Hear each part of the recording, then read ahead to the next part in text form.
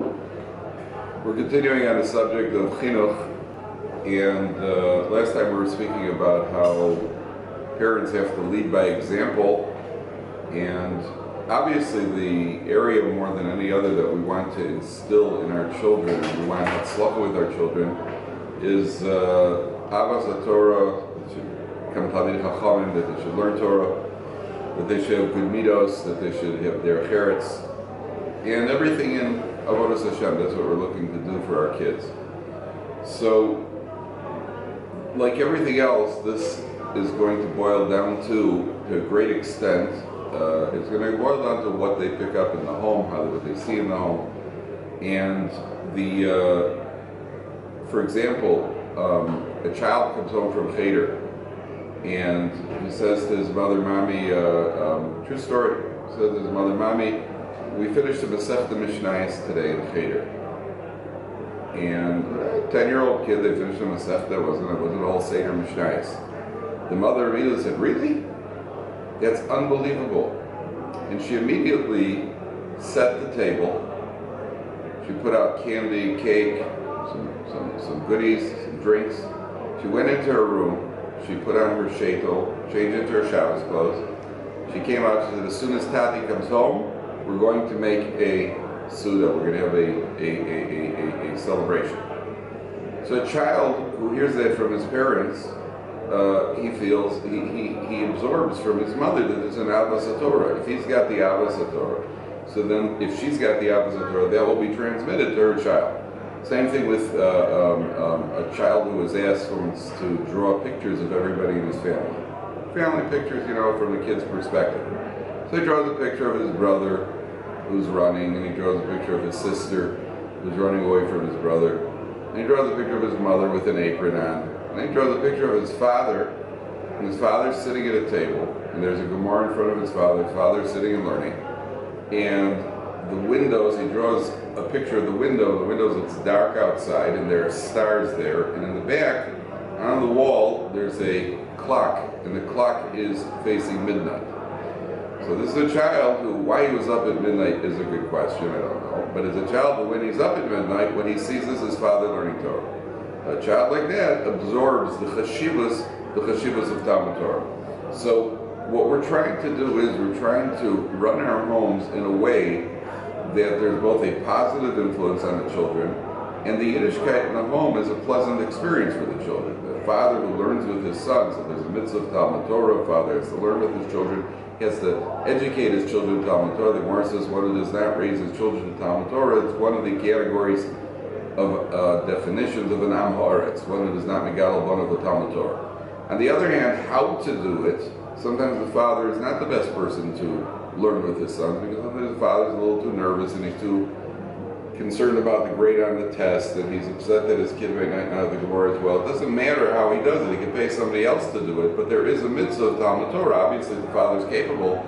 He's the best person, and his son, if it's a positive learning session. It's always a good idea, by the way, for the fathers, when you learn with your sons, it's a good idea to give them a set amount of time. You must tell them how long it's going to go, because from a kid's perspective, it's avodas perach. And even Rav Chaim Shmulevitz Zatzal, when he gave a shir, he never went beyond the time the shir was supposed to end. He said to learn without an end in sight, without knowing when the learning ends, is avodas perach. That's what Rav Chaim Shmulevitz said. He was teaching people that were at a higher level than our children at home. So a child has to know that a learning session is not going to go on forever. If father says to the kid, let's sit down and learn, doesn't tell the kid when the learning is going to end, then the kid's probably not going to hear anything the father says, because all he's thinking about is, when is this Tzar Balei Chaim going to end? So the first thing is that a father should give a time limit. Number two, the father should be very pleasant about it. The whole thing should be pleasant. Number three, somebody indiscriminately chose an hour as the ideal amount of time. Sit down and you learn with the kid for an hour. For most kids, that's way too much. The best amount of time to learn with the child is about 20 minutes. And even with that 20 minutes, then you tell a child, when you get to 18 minutes, you say to him, you know what, you learned so well, we're going to stop early today. I can almost guarantee you that if you do that, the child is going to want to continue. If you tell the child we're going to learn, and then you hit the time limit and say, let's continue, then the next time the child is not going to listen as well, because the child understands that this may go on even after the time limit. And therefore, it has to be pleasant. It has to be done with a sense of camaraderie and a sense of love from the father. So if a child is in a home where there's obviously Avas Torah, so then the child is likely to absorb that Avas Torah. There was a couple that went to a Rav. I forgot who the Rav was. They went to a Rav. They had to ask Eitzah that they were having some life situation that they were having, and they had to ask an Eitzah. They got the Eitzah from the Rav, and they sat down. The couple spoke to the Rav, and the wife noticed that everywhere she looked in the house, there was Sfarim all over the place. Sfarim on the shelves, Sfarim on the tables, Sfarim on the what do you call it? On every surface was covered with Sfarim. So the wife, after they spoke to the Rav, the wife said to the Rav, "Please forgive me, I'd like to ask you a question. I mean, here we are in your living room. Your living room is covered with Sfarim, shelves and tables, and everything is covered with Sfarim. How did your wife handle that? And in my home, I like Seder."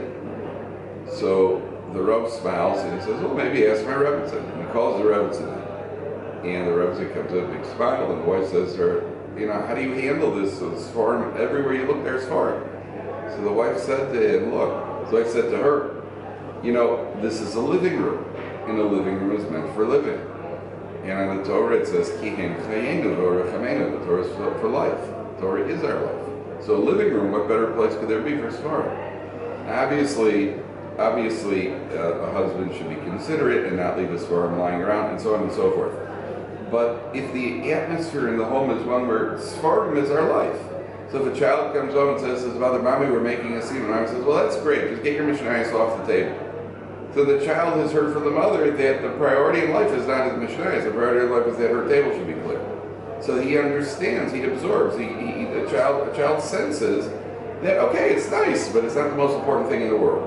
That's the goal when it comes to our children, the goal of creating an environment where it's about Torah, and it's pleasant Torah, and it's not something that is an imposition on us in any way, shape, or form. Similarly, the Shabbos table. Sit down to a Shabbos table, and at many Shabbos tables, somebody's going to say at a certain point there's going to be a klop. So they say, okay, Dvar Torah.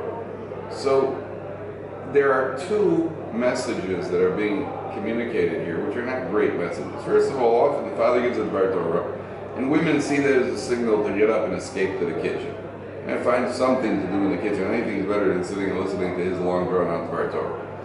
Number one. Number two, it makes it sound as if the Dvar Torah is a guest at the Shabbos table. Okay, everybody, let's stop what we're doing. Let's invite in a Dvar Torah, and we'll get it out of the way, and then we can go back to real living. So the message that the child receives is that, Torah is a visitor, and we tolerate it, and then we get out of here as soon as possible. That's sending the wrong message.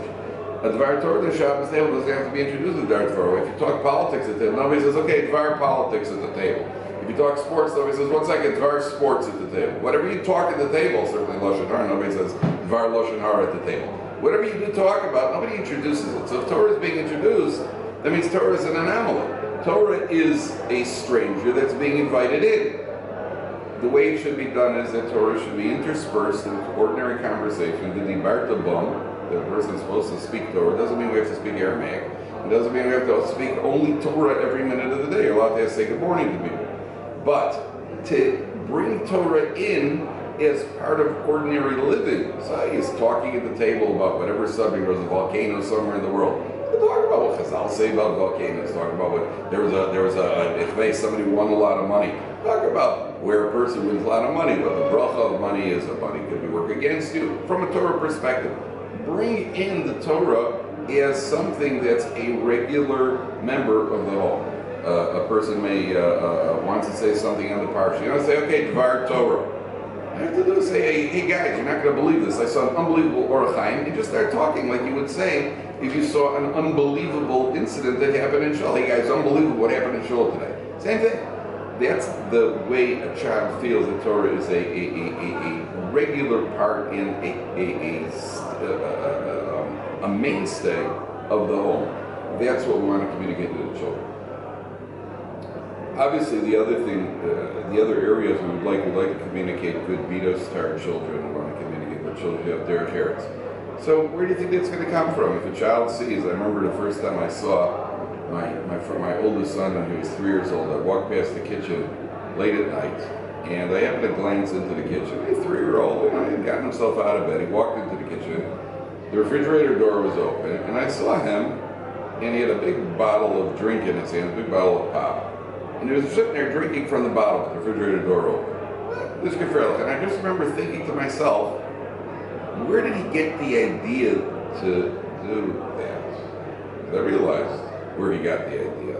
He got the idea because he saw somebody else in the house doing it. Now, drinking from a bottle is far from the worst thing in the world. You have to realize that the derech eretz that he sees in the home is the derech eretz that he himself is going to absorb. If a child sees a mother answer a front door when a guest comes, so she opens up the door, and it's like, yeah. So the child's going to greet people at the door. The child sees the mother open the door with a smile and welcome people into the home. That's how the child's going to behave when it comes to him or her bringing in guests or welcoming people into the home. There's a remarkable story about a woman, a secular woman, wanted to get a bracha from Reb Chaim Kanievsky. Even the secular or the not as yet frum, they know where to go when they have an ace sorrow, where they should go to get a bracha. So she went to Bnei Brak, and it was a boiling hot day. And when she got to Bnei Brak,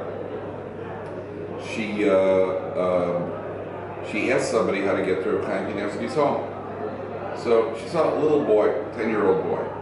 The 10-year-old boy says to her, get on a certain bus, 54 bus, and start, take a few stops and you get off. Okay, she gets on, she waits about 15 minutes for the bus. The bus comes, she gets on the bus, and after she got on the bus, she realized after a few stops that she's going in the wrong direction, the opposite direction. He had pulled a prank, a little frum kid saw a secular lady, and he decided to send her on a wild goose chase. So she's livid, and she's hot, so Bnei Brak after all. And she gets off the bus, waits another 15 minutes till another bus comes. It cost her an hour. And this entire hour, she was thinking the very worst things about frum people. So she gets off the bus, finally gets back on, next bus gets off by Reb Chaim's house, and as she walks over to Reb Chaim's house, at the steps at the bottom, leading up to Reb Chaim's house, this little frum kid was sitting there on the steps. And as soon as he saw the lady, he came running over and he was crying. And he said to her, I'm sorry, as soon as you got on that other bus, I realized I gave you the wrong directions. I've been waiting here the entire time to apologize to you for sending you in the wrong direction. This woman told the story at a convention for Balei Tshuvas. She herself, as a result of that incident, became a Balas Tshuva. She said to herself, if a child has a value instilled in him, that he is willing to wait for an hour to ask for mechila, to apologize, that means that that value is instilled by his parents. That could only come from religious parents. So she went home, she had a discussion with her husband. It's one of those wife talks, husband listens discussion, and they decided together, which means she decided and he nodded yes in fear of his life, that they were going to become Balei Tshuvas, which they did. All because of one child who had a value that was instilled. And where did he get that value from? That value comes from the home. When parents instill values into the children, say please, say thank you, don't interrupt people when they're talking, the entire gamut, what we work so much on our children, what we're instilling in our children, that is going to be instilled in the way the children see us behave. If we don't interrupt others when they're talking, if we behave with derech eretz, we're mechabed everybody, that's what the children are going to see, and then the children are going to incorporate that into their personality. One last story, there was a young lady who got on an El Al airplane, and she sat down, and as soon as she sat down, the steward came over to her, and he said to her, excuse me, young lady, are you traveling alone? So, all security guys asking her questions. She says, yeah, I'm all by myself. I'm headed for Israel. He says to her, well, who was that little old lady back in the terminal? We were watching you. There was a little old lady who was moving her bags back and forth from place to place for about an hour and a half. Who was that? The girl started getting nervous. She said, listen, it was an old lady, and she asked for help, so I was helping her. I didn't realize The guy says, let me ask you a question. Are you religious? The girl says, yeah. The guy says, we thought so. Because only a religious girl would do something like that. Because you showed us that you have so much class, we're putting you in first class for the entire flight. So besides Peiros Satan Ba'olam Hazeh, that a person gets to sit in first class, parents who have instilled those values in their children, they now reap the benefits because down the line the children will put those values into action. That's what we want to, the environment we want to create in our home. The alternative is a home where a child feels that the parents are going through the motions. And if he feels that your parents are only going through the motions, the father complains about how much tuition he pays. That's a very, very bad message to send to the children. The father should be thrilled. The father should come home and say, we have the schus to pay tuitions for our children to teach them Torah. If he comes home and complains about tuition costs, so the child feels, well, I thought I was doing something important. If somebody gets up at the Dvar Torah, if a woman gets up at the table and the husband says the Dvar Torah, walks out to the kitchen, I don't blame her necessarily, because she's probably had to sit through his Divrei Torah in the past, and they may not be that stimulated. But once she gets up and walks away and tells us, I thought we were doing something important over here. The same thing with any other area of Torah. People take davening for granted, and midos are not as they should be. The child will absorb that, and then the child will be reflected, unfortunately, in a negative way. Probably the most telling story that I heard in that situation was a man walked into a beis medrash, and he saw two little boys were learning.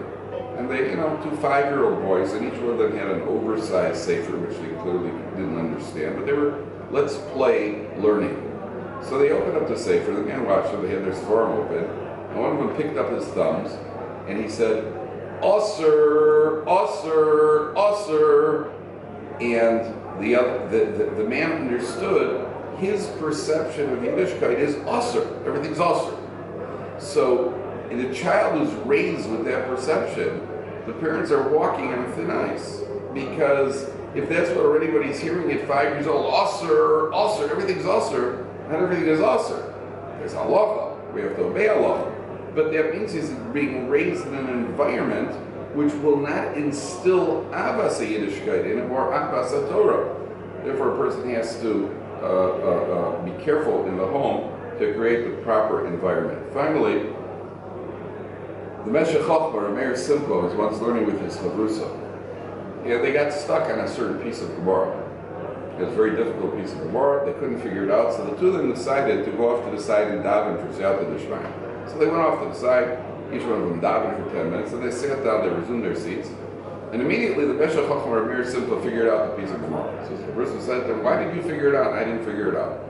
So Meir said to him, did you daven? He said, yes. What did you daven for? He said, I davened, I should understand the Ha'erinenu B'Sorah Secha, L'Havinu L'Haskil. What did you daven for? So Meir Simcha said, I davened for Avas HaTorah. I davened that I should love Torah. The Rissa said to him, what's Avas HaTorah got to do with making for understanding the job? So Meir Simcha said to him, look, imagine there's a baby in the room and the baby's crying. Nobody knows why he's crying. The bubby tries to give him something to eat, the baby's still crying. The father picks him up and tries to burp him, the baby's still crying. The older sister picks him up, she changes his diaper, the baby's still crying. After a few minutes, the mother walks into the room, she listens to the baby's cry, picks up the baby, sits down on the couch, cuddles him up, the baby stops crying. Ask the Meshech Chochmah, why is it that the mother heard the cry and understood what was bothering the baby better than anybody else in the room? The answer is because of all the people in the room, the mother loves the baby the most. If you love the baby, you understand the baby. Meshech Chochmah said this, Chavrusa, I daven for Avas HaTorah, because if you love Torah, then you'll understand it. If we have Avas HaTorah, true Avas HaTorah, we have to daven for it all the time, that Avas HaTorah will spill over to our children. If we're only paying lip service to it, they'll sense that's the real value. Our goal is that they should feel on us that we have true Avas HaTorah, which means that we ourselves have to develop true Avas HaTorah. Continue next time with the rest of the shiur.